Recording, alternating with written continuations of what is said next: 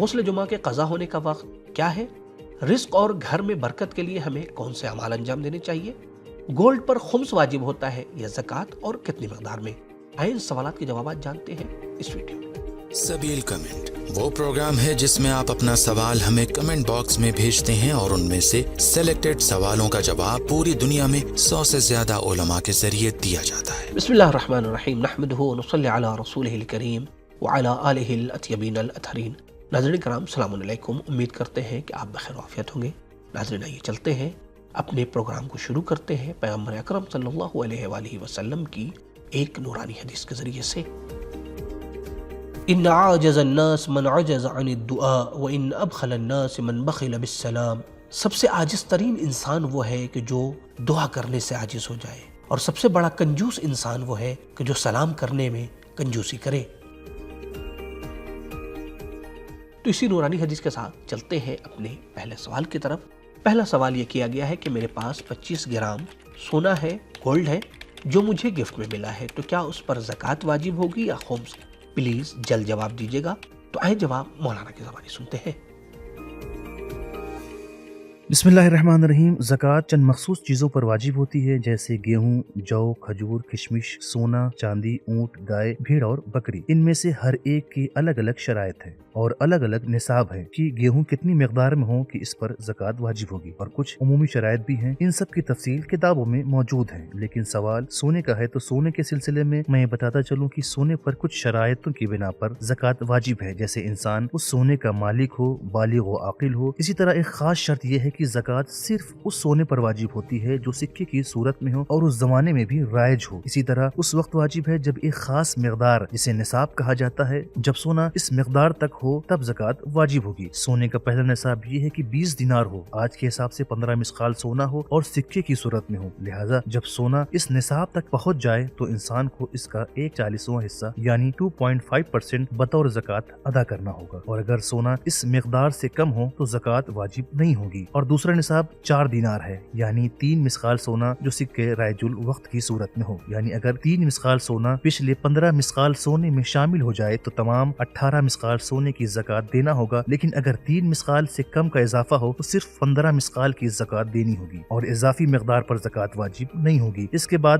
واضح ہو گیا ہوگا کہ آپ کے پاس جو سونا ہے اگر وہ سکے کی صورت میں ہو اور 11 مہینے سے آپ کے پاس آپ کی ملکیت میں ہو، اور یہ سونا 15 مسقال یا 18 مسقال ہے، تب اس پر زکوٰۃ واجب ہوگی، ورنہ نہیں۔ اب اس کے بعد رہا سوال خمس کا، تو اگر آپ آیت اللہ خامنئی داماد اللہ علی کی تقلید میں ہیں تو خمس واجب نہیں ہے، کیونکہ ان کے یہاں تحفے پر، گفٹ پر خمس واجب نہیں ہے۔ لیکن اگر آپ آیت اللہ سستانی داماد اللہ علی کی تقلید میں ہیں تو اس صورت میں واجب ہے جب آپ نے استعمال نہ کیا ہو، اور اگر استعمال کر لیا ہے تو خمس واجب نہیں ہوگا، اور یقیناً آپ کی شان اور اسٹیٹس کے مطابق ہی ہوگا، اور اگر آپ کی اسٹیٹس سے زیادہ ہے تو اس زیادہ مقدار پر بھی خمس واجب ہوگا۔ دوستو اگر آپ سبیل میڈیا گروپ کو سپورٹ کرنا چاہتے ہیں تو خمس کی رقم کے ذریعے سے سبیل میڈیا گروپ کو سپورٹ کر سکتے ہیں۔ آیت اللہ سستانی حفظہ اللہ اور آیت اللہ خامنئی حفظہ اللہ دونوں مراجع کرام کے خمس کا اجازہ سبیل میڈیا گروپ کے پاس موجود ہے۔ سبیل میڈیا گروپ جتنے بھی پروگرام آپ مومنین تک پہنچانے کی کوشش کر رہا ہے وہ آپ مومنین کے تعاون کے ذریعے سے ہے، لہٰذا اگر آپ چاہیں تو منتھلی ممبرشپ کے ذریعے سے بھی سبیل میڈیا گروپ کو سپورٹ کر سکتے ہیں۔ پیٹریون کے لنک ڈسکرپشن میں موجود ہے، بینک ڈیٹیل ڈسکرپشن میں موجود ہے۔ تو آئے چلتے ہیں اپنے اگلے سوال کی طرف۔ اگلا سوال یہ کیا گیا ہے اور اس سوال کا جواب ہر ایک جوان کو جاننا چاہیے۔ سوال یہ ہے کہ جمعہ کا غسل کب قضا ہو جاتا ہے؟ آئے جواب سنتے ہیں مولانا کے سوال۔ غسل جمعہ کے قضا ہونے کے سلسلے سے سوال کیا گیا ہے۔ جواب سے پہلے میں غسل جمعہ کی فضیلت پر ایک حدیث ذکر کر دوں۔ ثواباً پیغمبر اکرم صلی اللہ علیہ وآلہ وسلم کی روایت ہے کہ آپ نے فرمایا، جو شخص غسل جمعہ پر مداومت کرے، یعنی ہر جمعے کو غسل کرے، کبھی اس غسل کو چھوڑے نہ، تو اس کا بدن قبر میں خراب نہیں ہوگا، گلے گا نہیں۔ اب جواب کے لیے ایک ایک کر کے ساری باتیں بیان کرتا ہوں۔ پہلا پوائنٹ، غسل جمعہ کا وقت کیا ہے؟ تو آیت اللہ العظمیٰ سیستانی اور آیت اللہ العظمیٰ خامنئی دونوں کے فتوے کے مطابق غسل جمعہ کا وقت جمعے کے دن اذان صبح سے شروع ہوتا ہے اور جمعے کے دن سورج ڈوبنے تک رہتا ہے۔ دوسرا پوائنٹ یہ کہ غسل کا بہترین وقت کون سا ہے؟ تو بہترین وقت زوال کے قریب ہے۔ تیسرا پوائنٹ یہ ہے کہ اگر زوال سے پہلے غسل نہ کر سکے تو زوال کے بعد سے روز جمعہ کے سورج ڈوبنے تک جو غسل کریں گے وہ بغیر ادا اور قضا کی نیت کے صرف قربتاً الی اللہ کی की नियत से किया जाएगा। चौथा पॉइंट ये है कि अगर जुमे के दिन गुस्ल न कर सकें तो उसी रात यानी शबे सनीचर से सनीचर के दिन सूरज डूबने तक कज़ा की नियत से गुस्ल किया जा सकता है। आयतुल्लाह सीसानी फरमाते हैं कि अगर जुमे के दिन नहीं किया तो बेहतर है कि रात में ना करें, बल्कि कज़ा का बेहतरीन वक्त सनीचर के दिन के वक्त है। इस सवाल का पांचवा पॉइंट ये है कि कज़ा का वक्त कब तक रहता है, तो आयतुल्लाह सिस्तानी के नजदीक एहतियात वाजिब की बिना पर सैटरडे गुरूब आफ्ताब के वक्त इसकी कज़ा का टाइम खत्म हो जाता है। और एक अहम और आखिरी पॉइंट ये है कि अगर किसी को खतरा हो कि जुमे के दिन पानी नहीं मिलेगा तो वो थर्सडे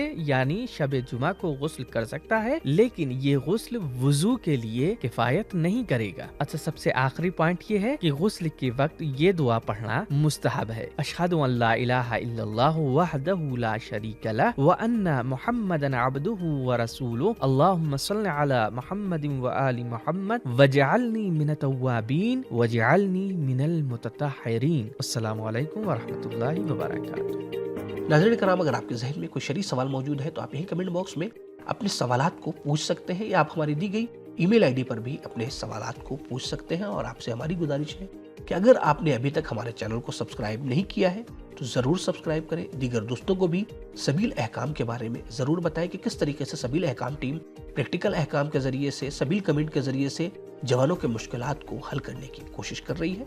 तो आइए चलते हैं अपने अगले सवाल की तरफ और आखिरी सवाल की तरफ।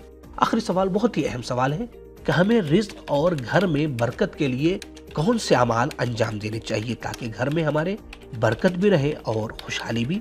आए जवाब सुनते हैं मौलाना के सवाल।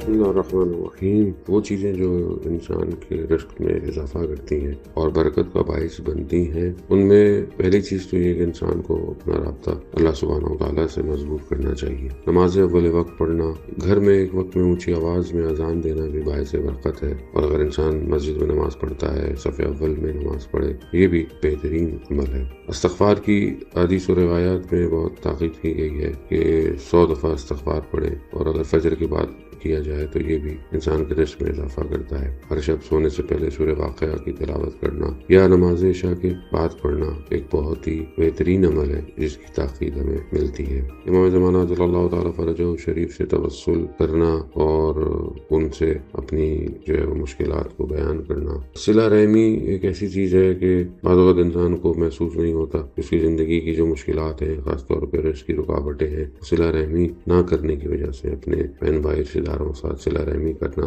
अच्छे तरीके से पेश आना, उनकी मुश्किलात को सुनना और उनकी खास तौर पे अगर मुश्किल में है तो मदद करना। इसी तरह कर्ज देना भी इंसान के रिस्क में इजाफा करता है। सच बोलना भी बाइस बरकत है, क्योंकि झूठ बोलने से इंसान की बरकत उड़ जाती है। खुश अखलाक रहना, खासतौर पर अपनी फैमिली के साथ, अपने दोस्तों के साथ, और अपने दीनी भाइयों के लिए दुआ करना, इन्हें सलाम करना, ये भी जाहिर है बाइस बरकत है। दूसरी चीज़ ये है कि जो रिवायात की रोशनी में जो इंसान के रिस्क में इजाफा करती है वो सैर खेज़ी है, यानी सुबह सवेरे उठना और अपने रिस्क की तलाश करना, उसके लिए कोशिश करना। अमर बिल मारूफ व नही अनिल मुनकर करना भी रिस्क में और घर में बरकत का बाइस बनता है। जो चीज़ें बरकत इंसान से छीन लेती हैं उनमें गुनाह करना, फजूल खर्ची, नमाज को हल्का समझना, माँ बाप के लिए दुआ न करना, चोरी, खयानत करना और किसी भी तरीके से कि जहाँ लोगों को मुश्किलात पैदा हों या मुश्किलात लोगों के लिए ईजाद करना, ये सारी चीज़ें इंसान के रिस्क से बरकत को ख़त्म कर देती है। जवानों का तंबाकू या गुटखा खाना हलाल है या हराम?